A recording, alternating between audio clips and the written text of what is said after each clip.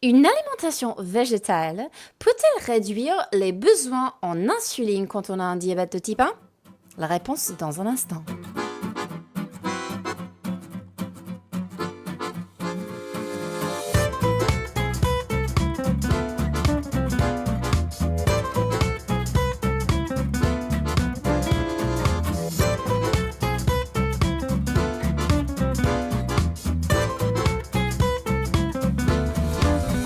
Bienvenue à Un Monde Sain, votre rendez-vous santé. En France, on compte actuellement 174 700 enfants et adultes vivant avec le diabète de type 1, dont 31 400 sont âgés de moins de 20 ans et chaque année, 2200 nouveaux cas pédiatriques sont diagnostiqués. À l'échelle mondiale, la prévalence était de 8,4 millions en 2021 et devrait franchir les 17 millions dès 2040. À l'échelle mondiale, la prévalence était de 8,4 millions en 2021 et pourrait franchir les 17 millions dès 2040, en grande partie du fait d'un diagnostic et d'un suivi amélioré, mais aussi de la croissance démographique. Alors, contrairement au diabète de type 2 qui, comme nous l'avons vu lors de nos précédents épisodes, peut être prévenu, voire même inversé, le diabète de type 1 ne peut être à ce jour inversé. Cela dit, il existe des moyens efficaces de mieux le gérer au quotidien, n'est-ce pas Anne? Oui, tout à fait, Noémie.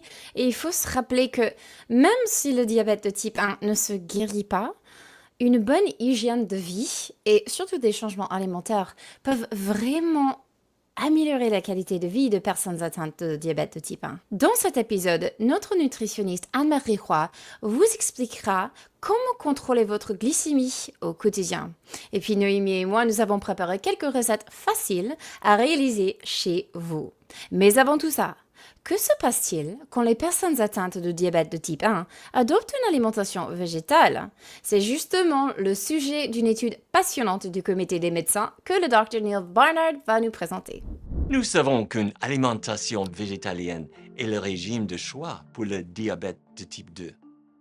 Mais qu'en est-il du diabète de type 1? Un régime à base de végétaux peut-il également aider dans ce cas? En ce qui concerne le diabète de type 1, les cellules productrices d'insuline du pancréas ont disparu. Elles ont été détruites par une réaction auto-immune.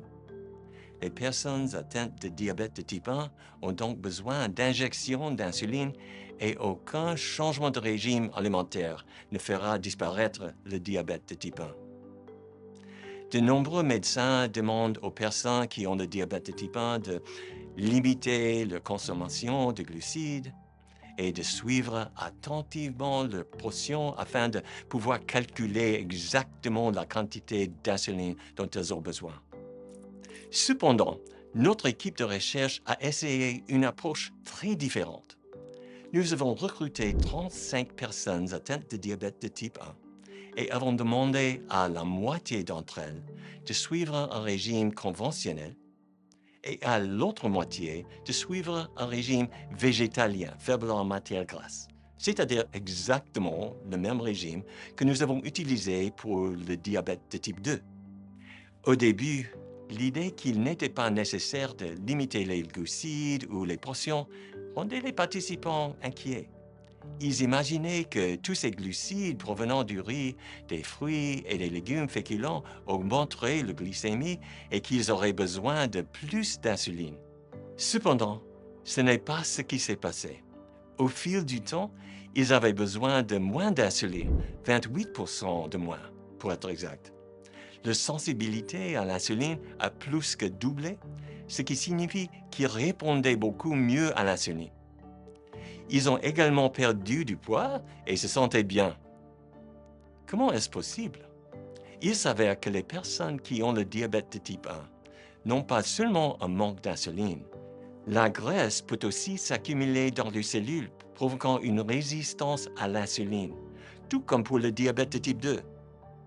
Lorsque les gens cessent de manger du fromage, de la viande et d'autres aliments gras, la matière grasse dans leurs cellules diminue et la résistance à l'insuline commence à disparaître.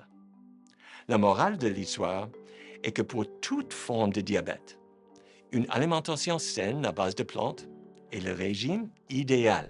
Merci Dr. Barnard pour ces données impressionnantes. Il semble qu'une alimentation riche en glucides complexes et faible en graisse animale peut vraiment optimiser la gestion du diabète de type 1. Place maintenant à la pratique. Vous avez peut-être entendu parler du quinoa sans vraiment être convaincu. Laissez-moi vous faire changer d'avis avec une salade quinoa lentilles vraiment savoureuse, tellement que vous allez avoir envie de la refaire encore et encore. Le quinoa. Ce ne sont pas que des graines pour les oiseaux. Non, ce sont des graines pour les oiseaux. Chic. Soyons honnêtes, le quinoa a un petit souci d'image. Quand les gens entendent salade de quinoa, ils pensent direct, fade, ennuyeux et pourquoi ça a le goût de coussin de canapé. Mais aujourd'hui, on change la donne. On va lui donner du croquant, du peps et de l'énergie. Je vous parle d'une salade de quinoa et lentilles tellement bonne qu'elle pourrait bien vous réconcilier avec le quinoa. Juste rapidement, au cas où le mot salade vous aurait perdu en route, voici les éléments essentiels d'une bonne salade. Base, des légumes à feuilles vertes ou des céréales, dans ce cas quinoa. Croquant, parce que la texture c'est essentiel. Protéines pour les nutriments et pour vous rassasier. Matière grasse saine pour la richesse et pour rester rassasié plus longtemps. Herbes et fraîcheur pour la vivacité et du goût. Goût acidulé qui donne du relief. Une touche sucrée pour équilibrer les saveurs salées. Une bonne vinaigrette parce que tout est mieux avec une bonne sauce. Et assaisonnement pour sublimer le tout. Alors voilà ce qu'il vous faut. Du quinoa cuit, lentilles vertes ou noires.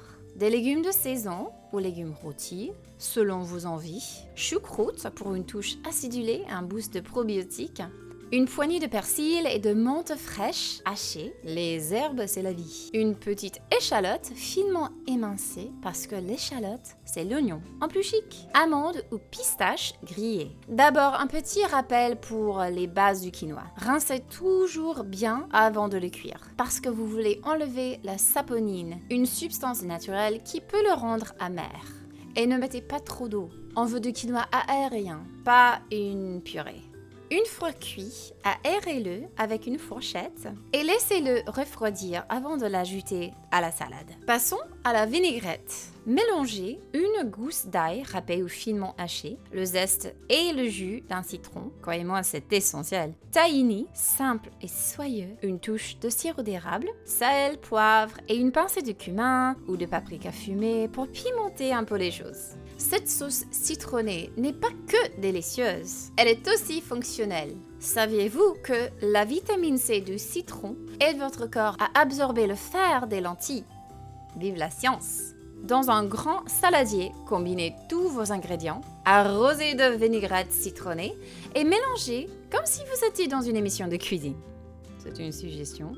C'est frais, acidulé et plein de nutriments pour vous donner la pêche. Alors dites-moi que c'est pas une salade de quinoa incroyable.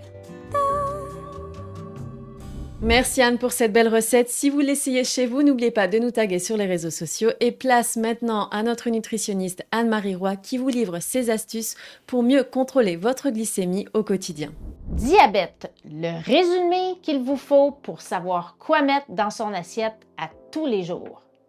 Dans les 2 premiers épisodes, on a vu que les bons glucides ne sont pas les coupables du diabète, contrairement à ce que l'on entend souvent.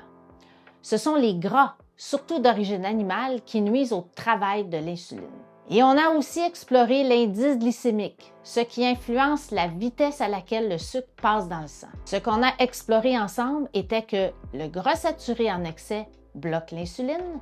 Certains aliments ont un indice glycémique plus élevé en fonction de différents facteurs, comme par exemple leur forme, leur type d'amidon ou leur concentration en sucre.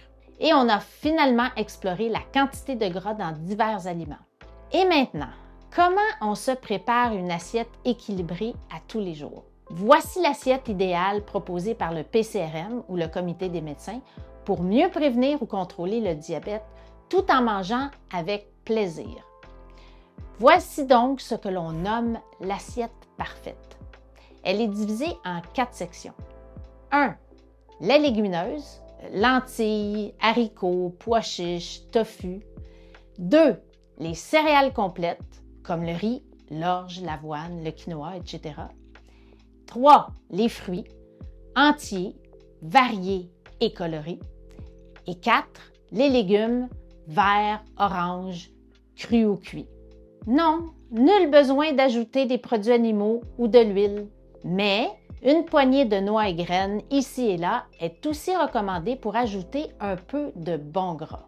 Tous ces végétaux fournissent des fibres, une grande panoplie de nutriments essentiels et aussi des bons glucides, l'essence de notre corps. Voici donc quelques exemples de repas équilibrés. Un bol de chili aux haricots noirs, servi avec du riz brun, des avocats et une salade de choux. Un sauté de tofu aux légumes et des nouilles de sarrasin. Un taco de lentilles épicé avec de la salsa et des crudités. Des flocons d'avoine avec des petits fruits, des graines de lin et de la cannelle. Ce sont des exemples de repas riches en glucides complexes et en fibres, mais pauvres en gras saturés. Parfait pour garder votre glycémie sur la route de la santé. En résumé, on choisit les bons glucides, on limite les gras d'origine animale et on se fait une belle assiette végétale, colorée, gourmande et protectrice. Merci Anne-Marie. Comme vous le voyez, éliminer les glucides sains de votre alimentation n'est ni nécessaire ni souhaitable. Alors pourquoi ne pas terminer sur une touche gourmande avec des cookies sains à la farine de pois chiches? C'est parti. Se faire plaisir tout en prenant soin de soi, c'est l'idée de cette prochaine recette des cookies aux pois chiches, une recette tout droit tirée du dernier livre du Dr Neal Barnard. Je vous propose de passer en cuisine et de vous montrer comment les faire. Ces cookies ne nécessitent aucune cuisson puisqu'il s'agit en réalité de la pâte à cookies qu'on adore tous. On commence avec 1,5 tasse de pois chiches cuits, bien rincés et égouttés. On les met dans un robot culinaire avec 3 cuillères à soupe de sirop d'érable, 1 cuillère à café d'extrait de vanille, 60 g de purée d'amande ou de cajou et 1 demi-cuillère à café de sel. Puis vient l'étape du mixage, mixons jusqu'à obtenir une pâte bien lisse et onctueuse. Cette pâte à cookies est non seulement très gourmande, mais elle est aussi très riche en fibres et en protéines comparée à la pâte à cookies classique, ça c'est sûr. Ajoutons 60 g d'avoine en poudre et nos pépites de chocolat. Les miennes sont un peu trop grandes, je les coupe en morceaux et les incorpore à notre mixeur.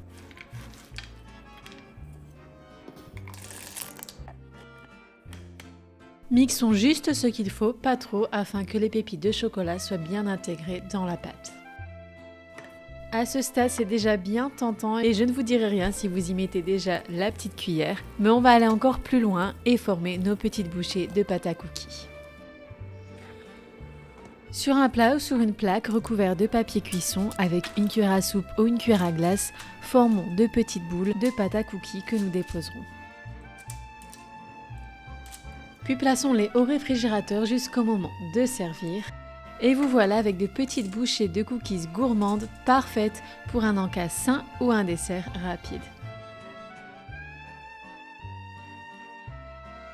Si cette recette vous a plu et que vous l'essayez chez vous, n'oubliez pas de nous taguer sur les réseaux sociaux @le comité des médecins et de nous laisser vos commentaires sous cette vidéo. Merci Noémie pour cette belle recette. Alors si vous avez des questions pour notre équipe d'experts, comme toujours, laissez-les en commentaire ou sinon sur les réseaux sociaux. Et oui, cette saison se termine déjà, mais l'aventure continue. Restez connectés parce qu'on vous prépare plein de belles surprises, des vidéos inédites, des entretiens passionnants et bien plus encore. Un grand merci à notre équipe et à vous, nos chers internautes. Si cet épisode vous a plu, n'oubliez pas de cliquer sur j'aime, de vous abonner à notre chaîne et pensez à cliquer la cloche de notification afin de ne manquer aucune de nos prochaines vidéos.